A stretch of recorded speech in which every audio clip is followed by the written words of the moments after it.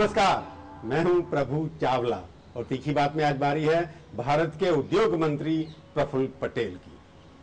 करिए, मेरे को राजनीतिक बात है पर डेजिग्नेशन आपको बताना ही पड़ेगा। इंडस्ट्री में ज्यादा रोल तो है नहीं कुछ आजकल।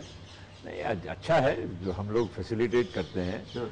और देश में आप तो कंट्रोल में विश्वास ऐसे नहीं करते। नहीं, बिल्कुल अच्छा है कि इस देश में जहाँ से ये उदारीकरण की नीति आई, उद्योग धंधे निजी क्षेत्र में भी बढ़े। पहले तो सिर्फ सार्वजनिक उपक्रम होते थे, लेकिन अब निजी उद्योग आज इस देश का बहुत बड़ा मतलब हिस्सा बन गए हैं।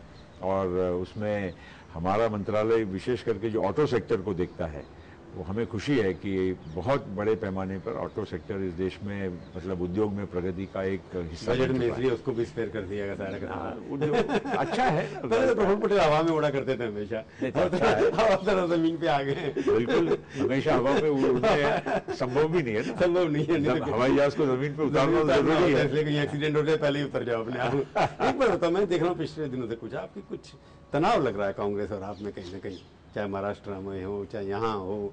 जिस तरह की भाषा आपकी है, बॉडी लैंग्वेज जिसको हम लोग बोलते हैं, उसमें कोई तनाव है? मुद्दों पर तनाव है या व्यक्तियों के बीच में तनाव है? नहीं, देखिए, एक तो हम लोग पार्टनर्स हैं, स्टेट में है, सेंटर में है, और दो पार्टनर्स में कभी जैसे मियां बीवी का झगड़ा होता है, 19-20 बातें तो होते रहती है। और एक बात तो सही है कि देखिए, महाराष्ट्र में हम हमारी ज़मीन को संभालने की कोशिश करेंगे, कांग्रेस अपनी ज़मीन को संभालने की कोशिश करेगी। उसमें कहीं ना कहीं छोटे मोटे तनाव आ भी सकते हैं। 8 साल से चल रहा है आपका दोनों का गठबंधन, मतलब अभी तलाक की स्थिति नहीं आई? नहीं, तलाक क्यों होगा? उस तरफ बढ़ रहे हैं आप? नहीं, तलाक के और बढ़ भी नहीं रहे और तलाक की स्थिति आई भी नहीं है। इसी अभी 2 दिन पहले ही कह दिया कि एनसीपी के आपके नेता ने, शरद पवार जी ने कहा कि एनडीए और यूपीए की गवर्नमेंट कोई फर्क नहीं है। नहीं, उन्होंने बड़ी स्टेटमेंट देना। हाँ, उन्होंने बिल्कुल सही बात जिस गवर्नमेंट के आप पार्टनर हैं, उस गवर्नमेंट को कह रहे हैं वो एनडीए से भी बदतर है, या वैसी है, या अच्छी है, बुरी है, इसका मतलब तो आप ही निकालेंगे। उन्होंने ये कहा कि जहां तक विदेश नीति है, आजकल आर्थिक नीति जो है सरकारों की, ये चाहे वो एनडीए के जमाने में थी या आज यूपीए के जमाने में, इन नीतियों में समानता है। उसका मतलब ये नहीं है कि हम एनडीए को पुरस्कृत कर रहे हैं, इसका ये मतलब नहीं कि यूपीए को कोई एनडीए के साथ तुलनात्मक बात। वो नीतियां ठीक थी उनकी एनडीए की? नहीं, अगर नीतियों में फर्क नहीं है तो दोनों अच्छी थी। विदेश नीति और आर्थिक नीति, अरे केवल एनडीए की बात क्यों कर रहे हैं? उसके बीच में देवेगौड़ा की सरकार थी, गुजराल साहब की सरकार थी, जिसमें कम्युनिस्ट भी हिस्सेदार थे। उसके बाद भी नीति जो आर्थिक नीति थी वो दोनों तीनों सरकारों में ये कायम बनी रही। मतलब नरसिम्हा राव की गवर्नमेंट, गुजराल की गवर्नमेंट या वाजपेयी की, आज की कोई तारीफ करे थे एनडीए की आर्थिक नीति की और यूपीए की आर्थिक नीति। ऐसा है, आप शब्द भेद कुछ भी कर लीजिए, फर्क नहीं है तो आप एक्सप्लेन करें। मैं केवल इन मुद्दों तक सीमित बात। तो दोनों की अच्छी भी नीति है ना, चाहे यूपीए में क्या है, तो दोनों में समानता है। जहां तक विदेश नीति है, ये तो इस देश में आजादी के बाद कोई भी सरकार रही हो, उसने विदेश नीति में कभी दो मत नहीं हुए। पाकिस्तान के ऊपर और पाकिस्तान तो टेरर के ऊपर दोनों की नीति अलग अलग है। पाकिस्तान के साथ किस तरह से व्यवहार आगे बढ़ाया जाए, ये चाहे एनडीए हो या हमारी सरकार हो, इसमें क्यों फर्क होना चाहिए? आखिर ये देश का सवाल है और देश की नीतियों को हमने इस तरह से सरकारों के हिसाब से बांटना नहीं चाहिए। आखिर देश की नीति तो कायम ही रहेगी। पर आप जैसे महाराष्ट्र में हो रहा है, अभी देखा मैंने, झगड़ा हो रहा है आपका कांग्रेस के साथ। अपने जो उनके भाई हैं पवार साहब के, अजीत पवार ने कह दिया कुछ कांग्रेस के बारे में कि हमारे को कांग्रेस निपटाना चाहती है। देखिए, मैंने कहा ना कि कुछ चीज़ों में महाराष्ट्र में हमारी ज़मीन है, हमारे लोग निश्चित चाहेंगे कि हमारी ज़मीन पर किसी भी प्रकार के हमारी जो रक्षा है हम करें। और हम हमारी पार्टी को बढ़ाने के लिए, कांग्रेस भी चाहती है कि अपनी पार्टी को बढ़ाए, हम भी हमारी पार्टी को बढ़ाना चाहते हैं। ये कोई नई बात है ना, जब आपने फैसला किया था, आपने अपनी जमीन को बांट लिया था ना, कि ये जमीन हमारी है, ये आपकी है, तो अब कब्जा करने की क्या बात हो रही है? देखिए, आप 26 सीटें लड़ेंगे, वो 25 लड़ेंगे, या 22 लड़ेंगे, या वो 110 लड़ेंगे, या 120 लड़ेंगे, ये सब फैसला हो गया था ना? नहीं, फैसले हुए हैं। तो जब आपने बंटवारा कर लिया जमीन का, तो अब कौन सी जमीन पे लड़ाई है? फिर भी उसी जमीन के भीतर भी अंतर्गत, देखिए, दोनों पार्टी के वर्कर्स होते हैं, दोनों पार्टी के अन्य नेता होते हैं, तो कहीं ना कहीं छोटी मोटी बातों को लेकर तनाव हो सकता है। लेकिन जहां तक मूल बात है, हमारी पार्टी और कांग्रेस के बीच में जो गठबंधन है, वो कांग्रेस के साथ चाहे लोकसभा में हो चाहे विधानसभा में हो, हमने अभी तक, देखिए, 1999 से महाराष्ट्र की सरकार में हम लोग एक साथ काम कर रहे हैं। तो रोज झगड़ा होता है, आपके डिप्टी चीफ मिनिस्टर को गालियां देते हैं, आपके होम मिनिस्टर को गालियां देते हैं, आपके कहने से ट्रांसफर नहीं होती, वहां पर रुक जाती है सब चीज, ये सब क्या है आपके, आप तो पिछले हुए हैं। देखिए एक बात पक्की है कि हमारी पार्टी महाराष्ट्र में बहुत अच्छा काम कर रही है, और इसमें आपकी पार्टी, आपकी सरकार नहीं, मैं हमारी पार्टी की बात कर रहा हूं। पार्टी नहीं, देखिए सरकार तो मिली जुली है, उसमें दोनों हिस्सेदार हैं, आपकी पार्टी, लेकिन हम हमारी पार्टी का जहां तक वजूद है उसको तो हम कायम बना के रखेंगे, हम हमारी पार्टी को आगे बढ़ाएंगे, हमारी पार्टी को, क्योंकि देखिए एक बात है, गठबंधन मतलब विलीनीकरण नहीं है, हम हमारी पार्टी और कांग्रेस पार्टी हम दोनों स्वायत्त हैं। महाराष्ट्र में आपकी पार्टी ने अच्छा काम किया है, इसका मतलब आगे कोशिश ये होगी कि आपको सीटें भी ज्यादा मिले, तो क्यों ना करें कोशिश, उसमें क्या मांगेंगे ना सर ज्यादा सीटें आप? बिल्कुल मांगेंगे, लोकसभा बिल्कुल मांगेंगे, मांगेंगे कि आपके वोट बढ़े, क्या आपका काम अच्छा है? हमारी पार्टी आज जिला परिषद, पंचायत समिति, नगर पालिका, महानगर पालिका, ये भी तो एक मापदंड होता है कि नहीं? आप हमेशा कहते हैं, आप जैसे बादल गरजते हैं बरसते नहीं है, एनसीपी भी ऐसी है। देखिए प्रभु जी, आपके प्रश्न पूछने का एक मुद्दा हो गया, लेकिन उसको वास्तविकता के साथ जोड़ने का ये काम हमारा हो गया। तो आपने कहा हम मांगेंगे, नहीं मिलेंगे तो हम सरेंडर कर जाएंगे, और क्या होगा? ऐसा नहीं है, ये पिछली बार भी किया आपने। ऐसा नहीं है, आप गलत फहमी में है कि हमारी पहले लोकसभा की सीटें जो थी उससे हमको ज्यादा पिछले वक्त हमने हिस्से में ली, और विधानसभा में कुछ चीजें हमने एडजस्टमेंट हमने वापस की, लेकिन उसका मतलब ये नहीं है कि हम हमारी पार्टी और जो जहां पर हम है उसके अलावा हम आगे बढ़ने की कोशिश ना करें, ये तो नहीं हो सकता। तो आपका कंपटीशन कांग्रेस के साथ ही हो गया ना फिर? नहीं, पर वो तो है ना, उसमें कोई दो राय नहीं है कि हम कांग्रेस दोनों स्पर्धा में तो है ही। आखिर मैं इसीलिए तो कह रहा हूं, अगर हमारी पार्टी अगर विलीन हो जाती तो बात आपका ये मुद्दा अलग होता। हमारी पार्टी हमारी अस्तित्व रखती है, हमारी जिला परिषद अलग लड़ते हैं, पंचायत समिति अलग लड़ते हैं, महापालिका अलग लड़ते हैं, तो उसका मतलब हमारी पार्टी हर जगह पर जिंदा तो हम रखेंगे ना। सवाल ये है प्रफुल्ल जी, आप बड़े नेता हैं कांग्रेस उस पार्टी के, एनसीपी के, आप चाहते हैं कि आप अकेले अपने दम पर भी सरकार बनाना चाहेंगे? अगर आप इतना दम है तो देखिए हर पार्टी बढ़ने की कोशिश करेगी कि नहीं करेगी, और एनसीपी नहीं करेगी ये तो सोचना गलत होगा। तो मैं और एनसीपी की हमारी आकांक्षाओं पर हम कोई पर्दा डाल दे या उसके ऊपर एक मर्यादा का एक बंधन डाल दे, ऐसा तो नहीं हो सकता। तो जैसे कांग्रेस कहना है कि हम अपनी सरकार सेंटर में बनाने की कोशिश करेंगे, वो लोग उनके लिए कहता है, बिल्कुल तो आप अधिकार है कि आप सेंटर में अपनी सरकार बना नहीं सकते क्योंकि आपके एमपी। देखिए कांग्रेस के कई वक्तव्यों में इंक्लूडिंग संसद में ये कई बार कहते हैं कि भाई हमारी पार्टी एक पार्टी की सरकार नहीं होने की वजह से हमारे पर मर्यादा है, बंधन है।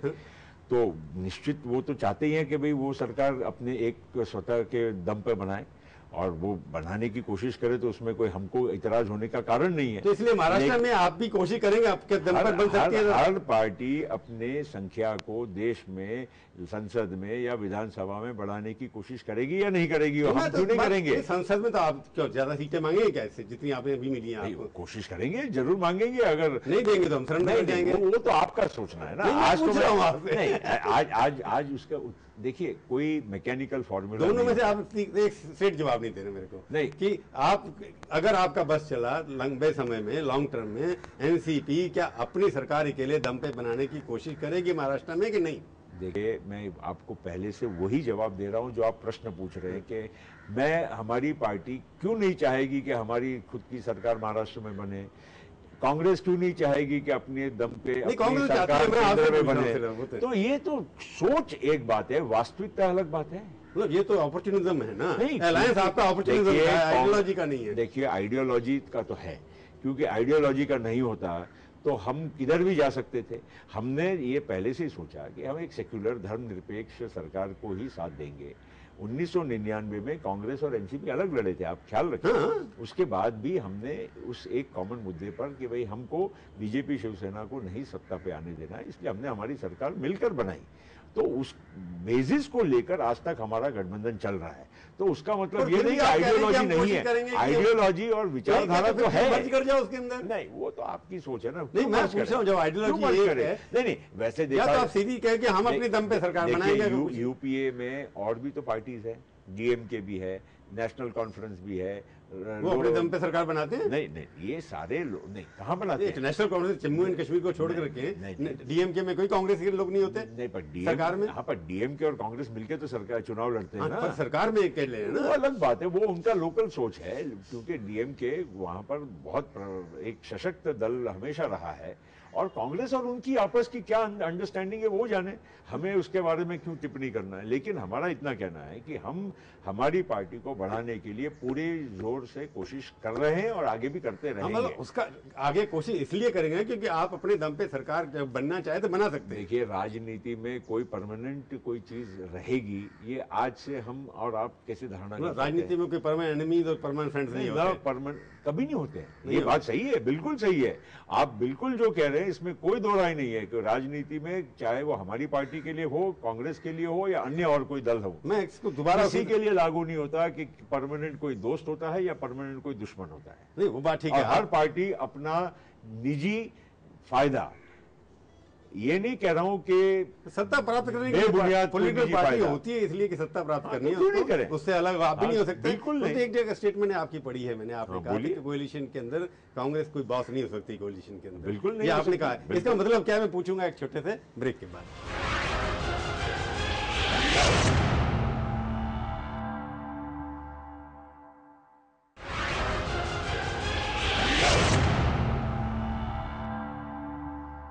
तीखी बात में आपका एक बार फिर से स्वागत है। आज हम बातचीत कर रहे हैं प्रफुल्ल पटेल से। आपने कहा था कि यूपीए में जो कोalition के अंदर कांग्रेस बॉस नहीं है, इसका मतलब क्या है? बॉस तो है ही वो, आपकी बात तो सुनती नहीं है।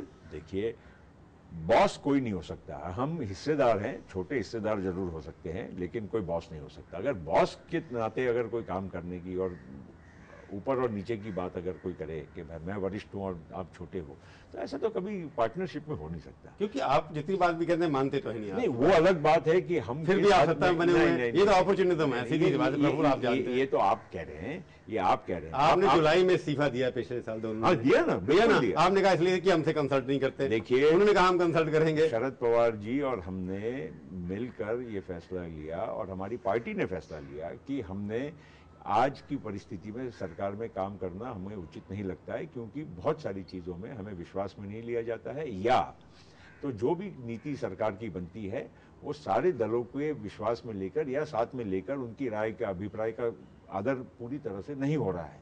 उस वजह से हमने पेशकश की। तो उसके बाद प्रधानमंत्री जी और सोनिया गांधी जी ने हम पवार साहब से मुझसे चर्चा की और उसमें ये तय हुआ कि हम लोग अब जो भी आगे नीति बनाएंगे उसमें कॉमन मिनिमम प्रोग्राम और एक कोऑर्डिनेशन कमेटी हर महीने जो मिलेगी, उसके पश्चात महत्वपूर्ण निर्णय करेंगे। और उस दिन के बाद लगातार इस सिलसिले को हर महीने मीटिंग होती है। कहाँ होती है? कितनी मीटिंग? बिल्कुल हुई है। आपको लगता है नहीं, हर महीने मीटिंग होती है, एक महीना छोड़ के हर लगातार मीटिंग हुई है।